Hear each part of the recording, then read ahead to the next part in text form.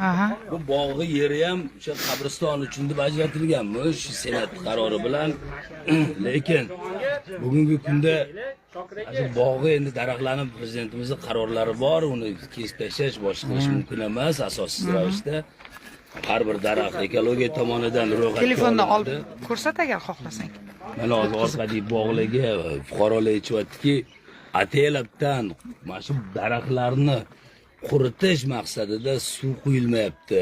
Fermer tomonidan ham, hokimiyat tomonidan ham degan fikr bildirilyapti.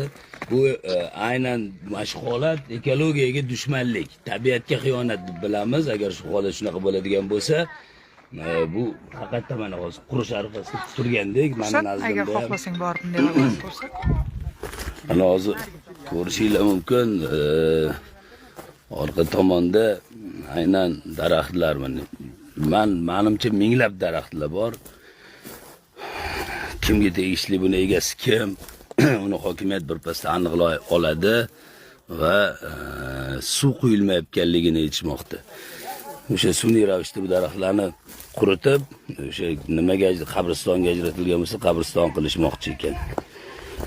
degan vaji aytishyapti. Endi bu murojaatchilarimizning fikri.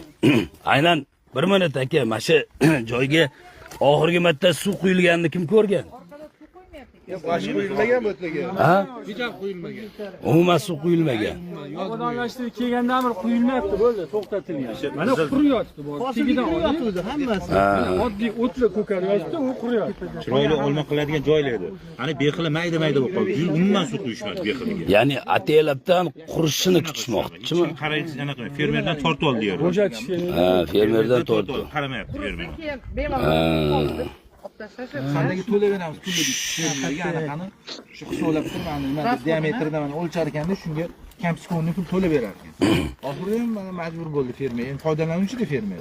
Axir bitta daraxt katta qilishni o'ziga bilasiz 5-6 yil ketadi-da. Farzand katta qilish bilan teng-da bu daraxt anaqa qilish. Ekologiya.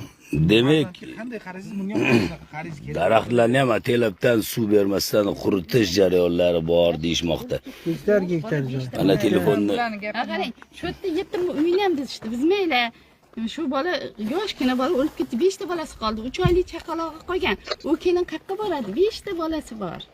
Hop, bu kelinga taklif berdimi hokimiyat Yo'q, tomonidan? hech qanaqa. Oxirida bitta siznikini deyishdi va kechinda ham anaqa dizishdi. Buzib ketishdi. Ha, bo'lmasa aytmayman.